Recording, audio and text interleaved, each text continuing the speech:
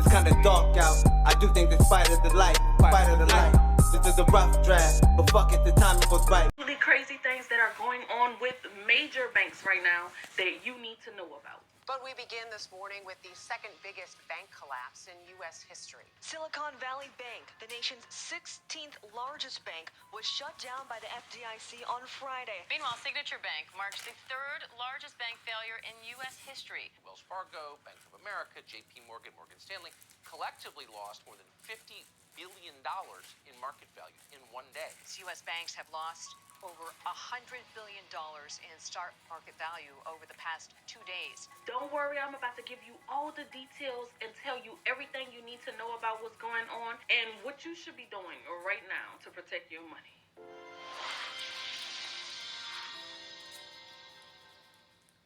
What's up, guys? This is Monique and welcome back to the channel. I am back with the news that you can use. Probably not what you want to hear, but it's what you need to know. But before we get into it, if you are new here, hello, bonjour, hola, aloha, konnichiwa, wagwan, shalom, assalamu alaikum, jambo, namaste.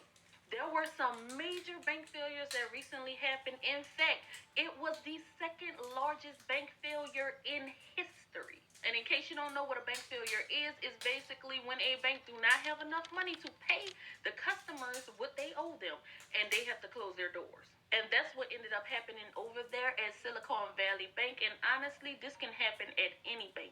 So when it comes to banks, and I've talked about this many times before, but we have to talk about this part again so that we can understand what's really going on right now with these banks. So banks operate on what is called a fractional reserve banking system. And what that means is when a customer comes and deposits money into the bank is only required to keep a certain amount of that deposit on reserve or available or in the bank, however you want to say it. So let me paint this picture clearly for you.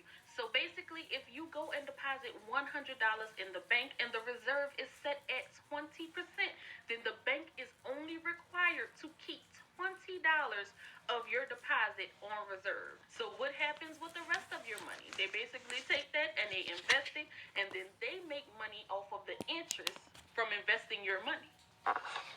What? Now, in the United States, the Federal Reserve is who sets the reserve amount that banks have to keep per deposit. And as of 2021, the reserve requirement for most deposits is actually 0%, which means that the bank is not required to keep any of the money in the bank that you deposit. And I'm sure some of you may be wondering, well, how in the world is that possible if whenever I go to the ATM, I am able to take my money out of the bank? They use many different ways to make sure they have enough money on hand to meet the demands of the customers. So now that we understand that, we can take a look at this major bank failure, and I'm going to make sure I break this down in a simple and plain way again because I want to make sure you understand this, y'all. So over the pandemic, banks saw a huge increase in the amount of deposits that they had. This bank received billions in deposits from investments that were being made into the tech startup companies that banked with them. So you know I told you what banks do with your deposits. And so this bank took the deposits that it received and it went and it invested it into government-backed securities and bonds. And I believe it was over 100 billion in deposits that it invested. And government bonds are usually pretty safe investments, but because of all of the interest rate increases that the Federal Reserve had been making lately, the value of that deposit that Silicon Valley Bank made started to decrease, and I'm talking a lot. So when customers came knocking on the bank's door looking for their money, the bank was not able to come up with all of the money that they were requesting. So they ended up having to sell some of the investments that they made, the ones that they could sell. And in doing so, it caused them to take a big loss of about $2 billion. And that's when they reached out to investors and tried to raise their money, but those cries fell on deaf ears. But the ears of the customers started ringing when they heard about this, and they started running right to the bank to withdraw their money. In one day, there was about $42 billion of withdrawals initiated. The bank ended up having a negative cash balance of $958 million. Start selling online with Shopify, the e-commerce platform that's trusted by millions of businesses worldwide. So after all of that, they became unable obligations to its customers, and they had to close their doors. And it was placed in the hands of the FDIC, but on that day, many people were left out in the cold. A line of about 50 people deep, waiting in the rain, trying to withdraw their money. They got no money. Now, I'm sure many of you may be like, well, they should be fine because they should be FDIC insured of up to $250,000. Well, let me tell you something else about this bank. According to Business Insider, about 88% of the deposits in this bank are uninsured, which means it will be their loss and the FDIC's insurance would not cover it. Now, luckily, the FDIC agreed to bail these customers out, and they took the limits off of the insurance, and they gave everyone their money back. But this may not always be the case, y'all. That's why we have to do some things to make sure we protect ourselves. So the first thing you want to make sure you do before you ever go and put $1 into anybody's bank is to make sure your deposit will be FDIC insured. Because if anything happens again, like what is going on right now, and the bank has to close its doors, you will lose your money if you are not insured. And it does not matter how hard you cry or how hard you knock on the door of that bank, you will not get that money back. So this is something that you want to figure out even now, because 85% of Citigroup's deposits aren't insured, 59% of JP Morgan's not insured, 33% of Bank of America's deposits are uninsured. The U.S. banks actually have over $1 trillion of deposits that are not insured. Now, the majority of Americans are covered by FDIC insurance, but it is still something that you should be certain of. And if you already have your money in a bank, you can make sure that it is insured by looking at the bottom of your bank statement. You should see something about FDIC insurance on there. You can also check their website, or if push come to shove, you could just call your bank and ask them. But that should always be the first question before you go and open an account. And many people may feel like this stuff is common sense, but you have to realize what's common to you may not be common to others.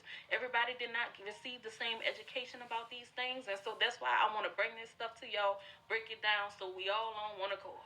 Now, what happened at Silicon Valley Bank is not likely to happen at your bank, but that does not mean it is not possible. It can happen. And then on top of Silicon Valley Bank, after all of that went on with them, the government actually seized another bank called Signature Bank. I'm not going to even get into that one, but just know there's a lot going on with banks right now. But another thing that you can do to protect yourself, one of the best things that you can do is make sure you put your money into several different accounts. Spread that thing out across multiple accounts. This will help if a bank fails, if a bank gets hacked, if there's some kind of security reasons, or even if the system shuts down. And in many of these situations, like a bank failure, even though you may be covered with the FDIC insurance, it is still a process. It's not like you can give them a call that day and be like, where my money at? So that's why having another account with your money in it that you can access is good, because life still goes on, bills are still due, you still have to eat, you still need gas. So that's why you don't want all of your money in one place. And another thing, it's always good to have cash on hand, because again, you want access to your funds in case of emergencies like a natural disaster. And believe me, I've been a part of a huge disaster. I am from New Orleans. I experienced Katrina. Or power outages could happen and ATMs or other banking services will become unavailable. If a banking crisis happens or an economic collapse, it is very possible that the bank can freeze your money or limit the access you have to your money. And having cash on hand can be a crucial lifeline. And again, this stuff is not to scare you guys. This is stuff that we need to be aware of, stuff that we need to consider, and we just need to be prepared for. I know another thing that people are doing to keep their money safe is putting it into different assets. Depending on how much money you have available, you can actually invest into real estate. I've been telling you guys now for as many years, get your money out of the bank and then get your money into a real asset. Cash is just at risk. It's liquid. It can be moved. It can be erased. It can be disappeared. It can be lost in the case of the Silicon Valley Bank. That's why I take my cash and I move it to a real asset. Can't move the building, the tenants, the cash flow. Invest in real estate, folks. Even in bad cycles, real estate will be there for the cash flow, the depreciation, the appreciation, and the long-term capital protection. You can invest in certain stocks, but again, I am not a financial advisor. I'm just telling you ways that a lot of people ensure that their money is safe. But basically, spreading your money across different assets helps to decrease your chance of risk. So I hope that this helped you out today. If you have not liked the video yet, please like it for me. It really helps me out. Other than that, I thank you so much for watching, and until next time, we are out. Peace. Scientists are predicting that a new ocean could be created as Africa gradually splits into two separate parts in the future. Researchers are warning that if a crack on the continent continues to enlarge and separate, it will see countries like Zambia and Uganda have their own coastlines. But that could happen millions of years from now. CDTN's Nico Mundimba tells us more. The colossal breakup that's being predicted is associated with the East African Rift System. For years. This is one of the largest rifts in the world. It stretches downward for thousands of kilometers through several countries in Africa, including Ethiopia, Kenya, the Democratic Republic of Congo, Uganda, Rwanda, Burundi, Zambia, Tanzania, Malawi, and Mozambique. Geologists have noted that this complex tectonic process will make room for a totally new body of water millions of years from now. This rift system means that the African plate is splitting into two plates. They are the smaller Somalian plate and the larger Nubian plate. Scientists say they are pulling away from each other at a super sluggish snail's pace of millimeters per year. Two parts of land in Kenya have already begun to split over recent years, with the two masses now so far apart that a whole new ocean will run through the divide way into the future. There is something we call isostatic adjustment. Isostatic adjustment occurs when there is something we call the melting of glaciers. Once there is melting of the glaciers, it creates that imbalance in weight between the continent and the ocean flow. So once there is an imbalance between the continent and the ocean flow, then you expect there to be that movement to balance itself, because naturally the ocean plate is heavier than the continental plate. Currently, Africa is bounded by the Red Sea, the Indian Ocean, the Atlantic Ocean, and the Mediterranean Sea. According to geologists and climate change experts, the three tectonic plates are moving away from each other at different speeds. It will occur, give or take, in the next 45 to 50 million years to come. So in the next 45 to 50 million years to come, then you expect that split to fully occur. 4 to 5 million years. A shift in terms of countries moving towards the east and countries moving towards the west. And something that you have to realize is that climate change has played a huge role. This ain't fear mongering. I'm not trying to fear nobody, but it'll happen way before that. The movement of the molten, which is within the mantle and even the core. According to UK-based website IFL Science, the phenomenon of rifting can be traced back at least 138 million years when South America and Africa were divided into two separate continents.